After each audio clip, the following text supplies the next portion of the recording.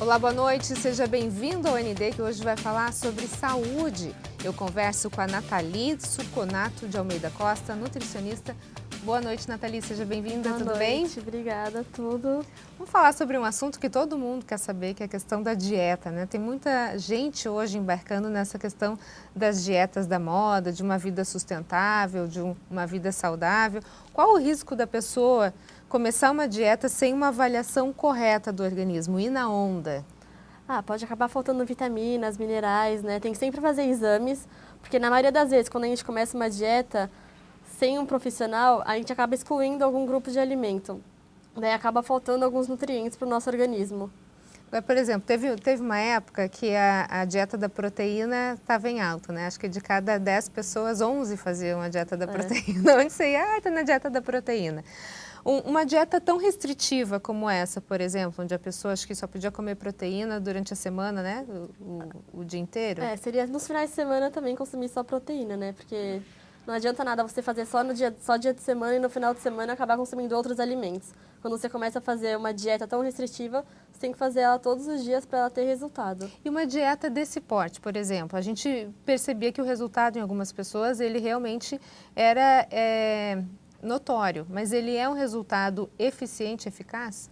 Não, nenhuma dieta assim tão restritiva tem resultado eficaz, porque ninguém consegue, raramente as pessoas conseguem levar uma dieta desse estilo para o resto da vida.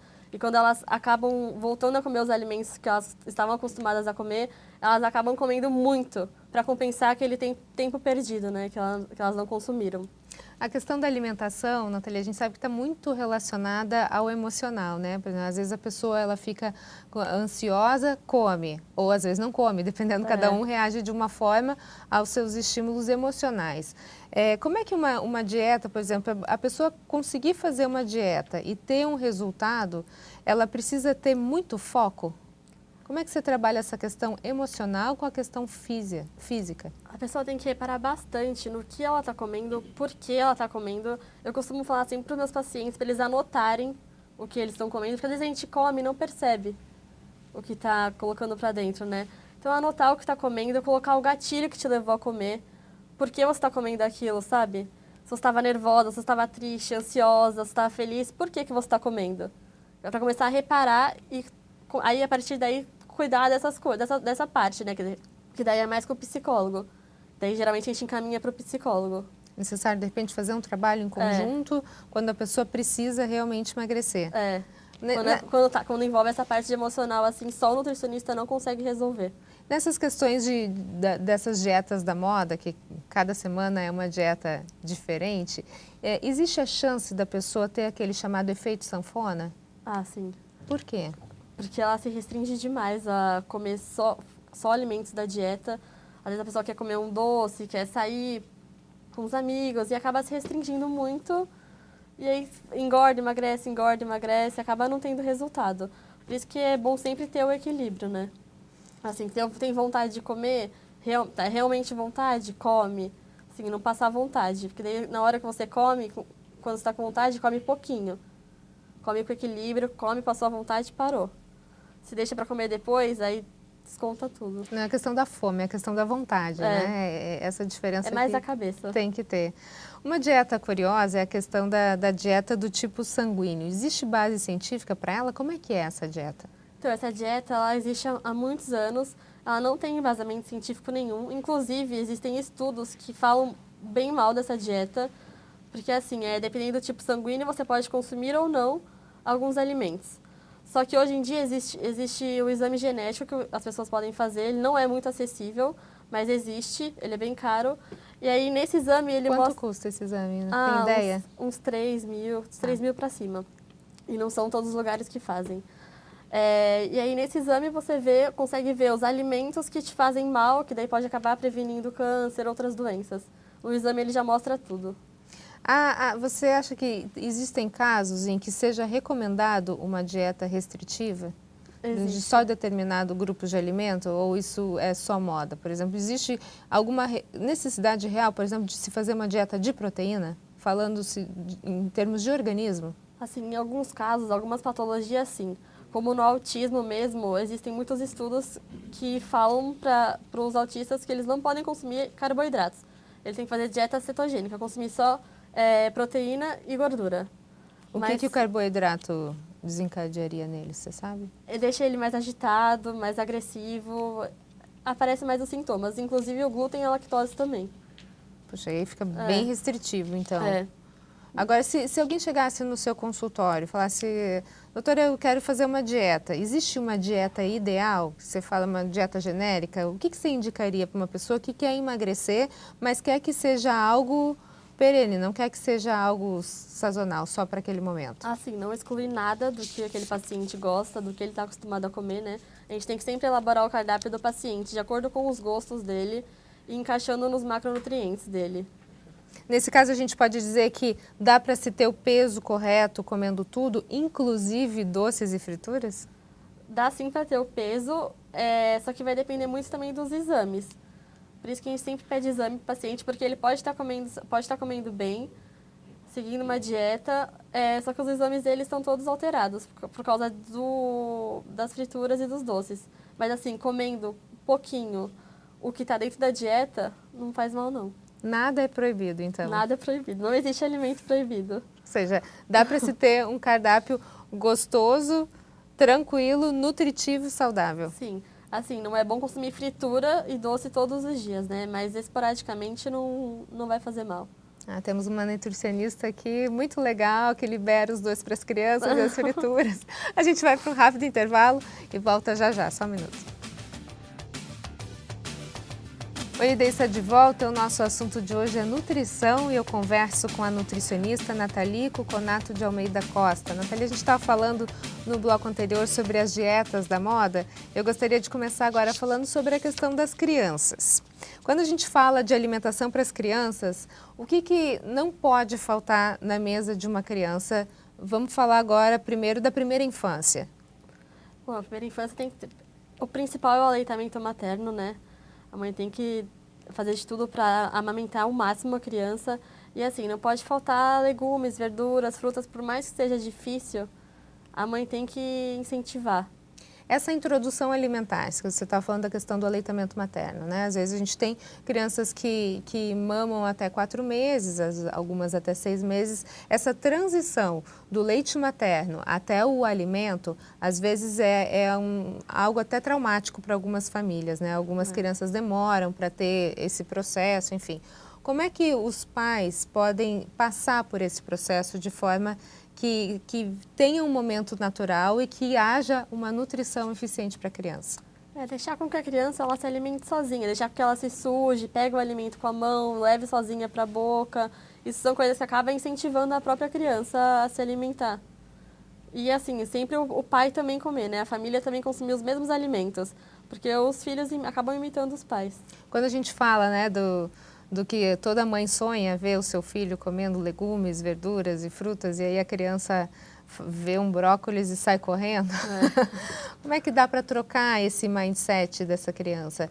A gente já está falando agora de uma criança um pouquinho maior, né? Vamos pensar numa criança de 7, 8 anos até um adolescente. Às vezes não teve esse costume de ter na mesa frutas e verduras. Dá para trocar esses hábitos alimentares ainda mais velho? Como é que é esse procedimento? Assim, o ideal seria a mãe levar o filho no mercado junto, né? Deixar com que ele escolha os alimentos, deixar com que ele participe na hora de fazer os alimentos, na hora do preparo. E assim, fazer joguinhos, fazer brincadeiras, acaba incentivando também. Montar pratos coloridos, fazer receitas, que nem muffin de abobrinha, bolo de cenoura. Quando a criança não consome, deixar só a coloração da cenoura ou da beterraba no arroz. Daí acaba ficando uma comida mais divertida para a criança experimentar, né? Não mentir para ela nem esconder. Não mentir. Esse negócio de bate tudo que a criança não vai ver para ela engolir. Não. Você acha que esse é o caminho, não? Não. É bom sempre falar. Por isso que é bom deixar a criança participar, né? Porque assim, como foi ela que fez, ela vai acabar querendo experimentar. Agora, crianças que comem só o básico, por exemplo, arroz, feijão, lentilha, macarrão, uma alimentação restrita. Existe alguma necessidade de uma reposição de nutrientes? O arroz e o feijão são alimentos muito completos. Assim, os dois, eles são assim, essenciais, se completam. Só que precisa também da carne, né? Precisa também de frutas, legumes, verduras. Mas o arroz e o feijão com a carne vai suprir as necessidades da criança. Mas é sempre bom ter as verduras e legumes, porque não vai suprir 100% as necessidades. O que significa a gente dizer que determinada pessoa come bem? Como é que a gente consegue medir, mensurar se a pessoa come bem? É a quantidade? Não, é a qualidade. Assim, uma pessoa que come bem é aquela pessoa que come de tudo, né? Que não tem restrições, que come arroz, feijão, carne, legumes, verduras, frutas, que são a base da alimentação. E que não se restringem. A questão da quantidade, então, é um mito de vovó, né? Porque a gente fala, às vezes, quando a gente está falando em relação à criança, ah, comeu bem, comeu um pratão cheio. Ou, ah, meu filho come mal, ele come 4 colheres. Não, assim, a criança, ela, na maioria das vezes, ela sente o quanto ela precisa. O nosso corpo sabe quanto a gente precisa, né? Então, assim, quando a gente sentir fome de novo, a gente vai acabar comendo de novo.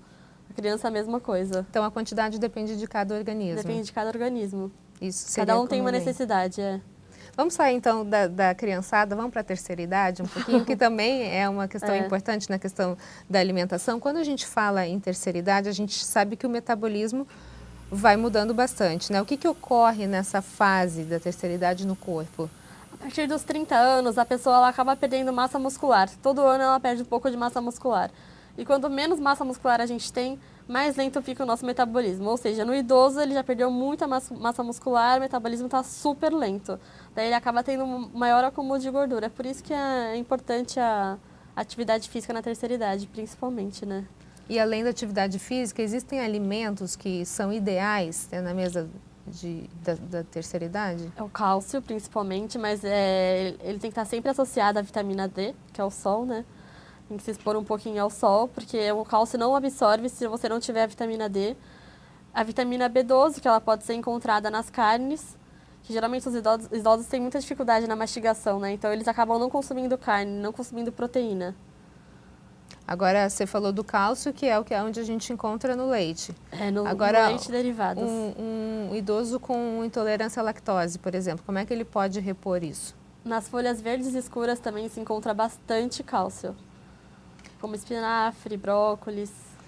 Nessa questão da osteoporose, a gente consegue, de repente, trocar a medicação pela alimentação, substituir? Vai depender do grau da osteoporose, porque assim, você não vai... Ela vai ficar um pouco mais lenta, vai se agravar mais lentamente, né? Mas assim, ela vai continuar se agravando, não tem jeito. Depois que você está com osteoporose, não tem como você voltar atrás. Agora, dá para prevenir a osteoporose? Dá para prevenir, mas a vida inteira se consumindo cálcio, a vitamina D, magnésio também, mas aí tem que ser uma coisa que seja ao longo da vida.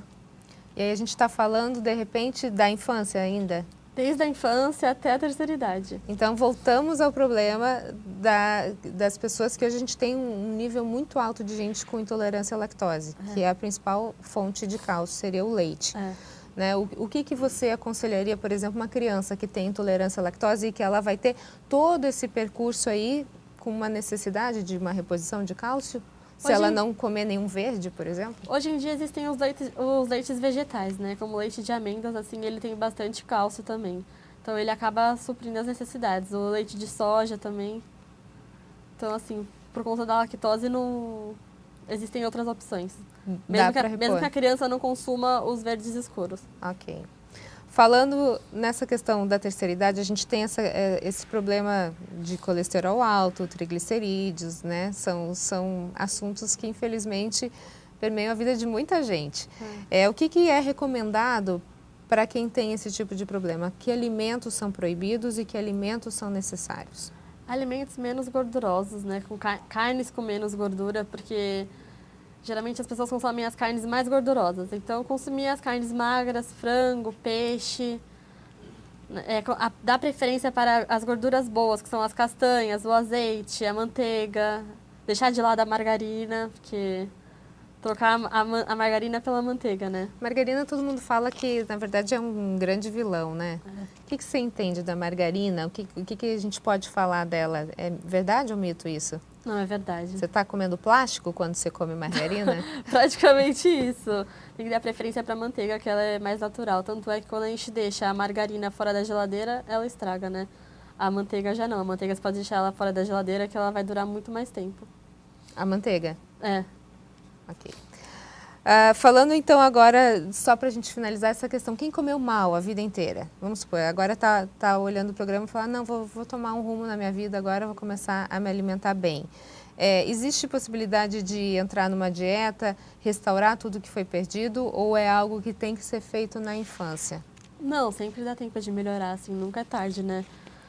Mas o ideal seria, desde a infância, já a mãe já incentivando a criança para prevenir as doenças futuras, né? Ok, a gente vai para um rápido intervalo e na sequência a gente fala um pouquinho mais sobre as alergias. Nós voltamos já já. O ND está de volta, o nosso assunto de hoje é nutrição e eu converso hoje com a nutricionista Nathalie Suconato de Almeida Costa. Bom, Nathalie, a gente já falou sobre as dietas da moda, já falamos sobre as crianças, sobre a terceira idade. Eu gostaria de começar esse bloco agora falando sobre a questão das alergias, né? Muita gente hoje tem procurado profissionais na área de nutrição porque as alergias parece que estão na moda, né? Mais do que as dietas, todo mundo tem alergia ou restrição a algum tipo de alimento. O que você acha que tem desencadeado esse tipo de situação? É que assim, hoje em dia as pessoas, elas restringem muito, elas, por conta própria, elas retiram alguns alimentos, como o glúten e a lactose.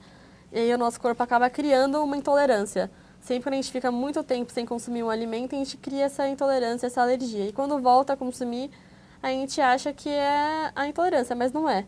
É a falta de hábito mesmo. E também, hoje em dia, aumentou muito o uso de medicamentos que causam uma alteração na nossa microbiota intestinal, né? Daí acaba causando essas intolerâncias e alergias. Mas no caso, por exemplo, você falou da intolerância à lactose ou ao glúten, às vezes a pessoa ela não deixa de comer, na verdade ela realmente adquiriu uma intolerância ou alguma alergia. Não quer dizer que a pessoa que tem intolerância ou alergia ao glúten, ela tem, é porque ela não comeu, né? Ela pode realmente ter desenvolvido isso. Não, algumas vezes ela pode ter realmente desenvolvido, mas por conta disso mesmo, alteração da microbiota intestinal. Aumentou muito o uso de antibiótico hoje em dia, né? Antigamente não tinha isso. Daí altera tudo e acaba criando essas intolerâncias, essas alergias. Uma resistência do próprio organismo. Agora, por exemplo, o leite. Antigamente a gente não tinha todo esse processo, né, no leite, lembra? Não sei se é da sua época, mas tinha um leite de saquinho que ele não durava mais do que 2 dias na geladeira. Hoje a gente tem os leites de caixinha que duram muito tempo. Então existe a questão dos conservantes, dos conservadores. Isso pode estar gerando essa geração de intolerantes? Pode sim, mas existe sim no mercado os leites como os de antigamente. O problema é que eles não são tão acessíveis. Esse outro leite de caixinha ele é bem mais acessível, daí a gente acaba dando preferência para ele. Mas existe sim dos outros ainda. E esse leite, ele é diferente? Ele é bem diferente. Então, ele não dura muito também. Ele é bem mais natural. Ele acaba estragando em 1, 2 dias, dura no máximo 3, mesmo fechado. A gente está falando dessa questão da intolerância e das alergias e muita gente tem alergia aos conservantes, né? Que é o que a gente está falando. Qual a importância de se ler o rótulo e de se entender o que o rótulo dos alimentos está dizendo? Que lá no rótulo vai estar mostrando todos os ingredientes que aquele alimento tem. E assim, você sabendo ler, você evita de consumir o alimento que você tem alergia, né? Que às vezes o alimento tem aquele ingrediente, mas a gente não sabe. Então, a gente lendo o rótulo, a gente vai saber que tem. E o rótulo, ele está sempre em ordem, né? O primeiro ingrediente que está no rótulo é o que tem maior quantidade naquele alimento. Por exemplo, se tem o açúcar como primeiro ingrediente, é aquele lá que tem mais no... A quantidade, né? E o último é sempre o que tem em menor quantidade. Então, por exemplo, quando a gente fala de suco, vamos falar do básico. A gente fala de refrigerante, água, suco, néctar, refresco, enfim. Qual é o mais prejudicial? Assim, no geral, todos são prejudiciais, né? Se não for o suco natural. Porque o primeiro ingrediente sempre é açúcar, de todos. E fora os conservantes que eles têm. Então, se a gente não tiver, mesmo em caixinha, um suco de caixinha, mas que está escrito suco integral, ele é melhor do que um néctar, por exemplo. Ele é melhor. Mas assim, tem que estar escrito suco integral mesmo.